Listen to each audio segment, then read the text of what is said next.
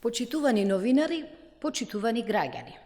Како одговорна партија, продолжуваме со реализација на мерките што обезбедуваат намалување на невработеноста и повеќе пари кај граѓаните.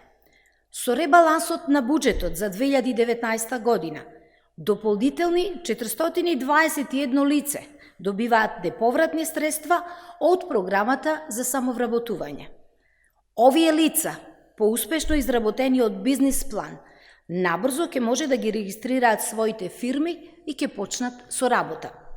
Самостојните корисници добиваат грант предвиден со оперативниот план за 2019 година до 5000 евра, односно до 10.000 евра ако се двајца содружници. Оперативниот план за вработување дава реални и видливи резултати. Тоа е една од клучните мерки за намалување на стапката на невработеност, која денес изнесува рекордно најниски 17,5%. Владата, предводена од Социјалдемократскиот сојуз на Македонија, е посветена на заложбите за поголема поддршка на отворање на нови бизниси.